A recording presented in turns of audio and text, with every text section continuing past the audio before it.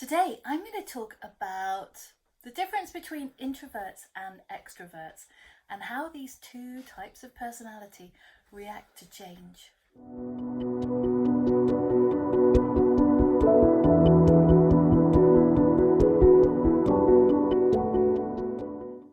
Hi, I am Eliziam and welcome to my channel.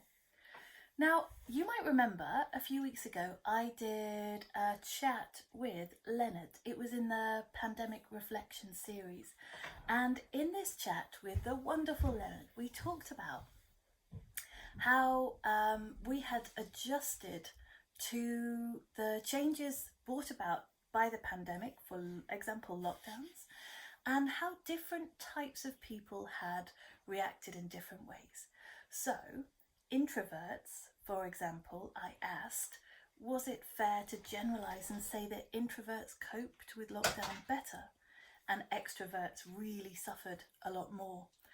And on the whole, the answer was, yeah, maybe. So that led me to think about how introverts and extroverts deal with change in general. Because I don't know whether you agree, you could have an entirely different opinion, and if you do, please stick it down in the comments.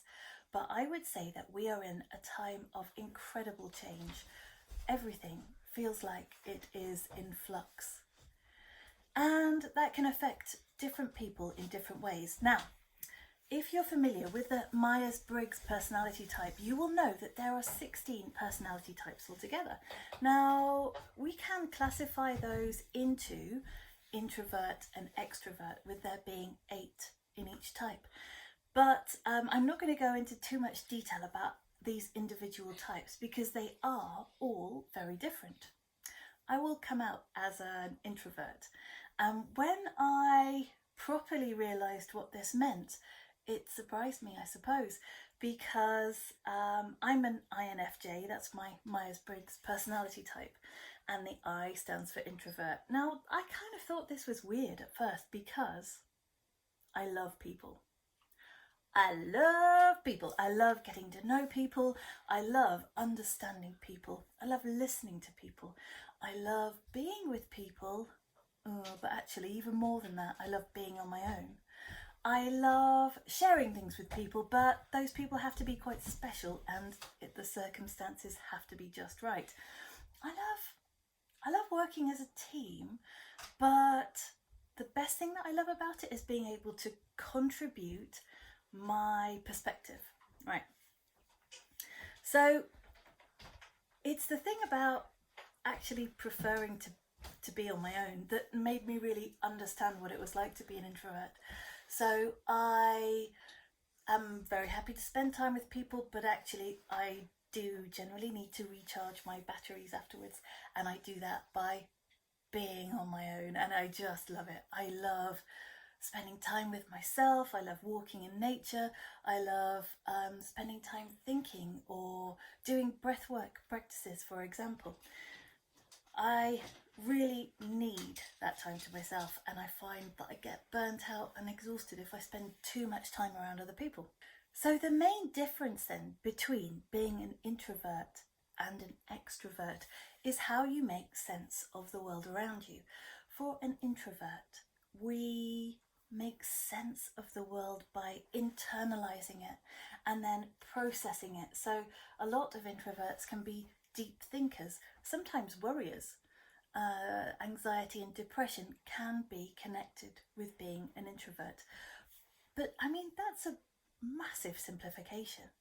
So an introvert will often understand themselves and, I think, use that as a tool to make sense of everything else.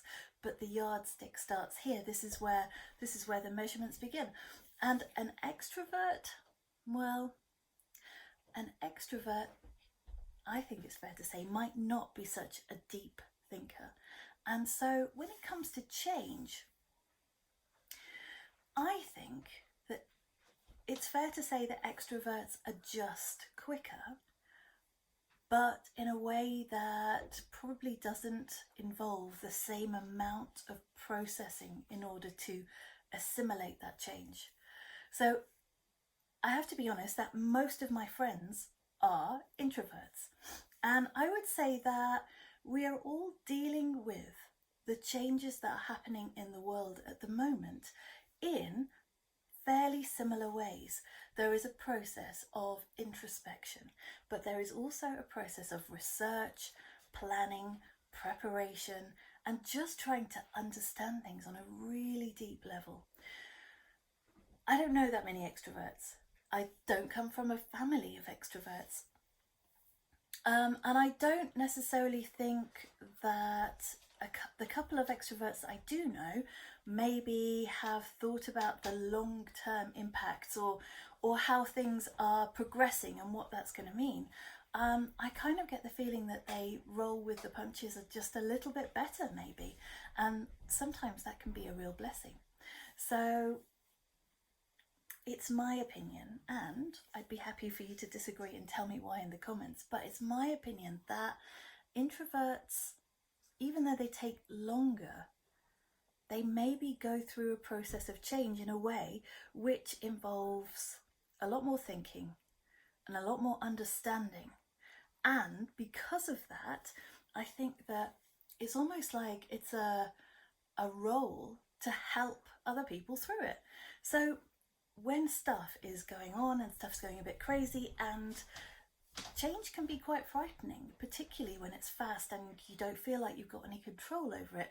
But if an introvert has that change contextualized in a broader view, then they come from a position where they're able to help other people assimilate that process, whether it is political change, economic change, whether it is change in terms of the geopolitical landscape, change in terms of climate, or change in the way that people work, the jobs that they do, and the way that society operates as a whole.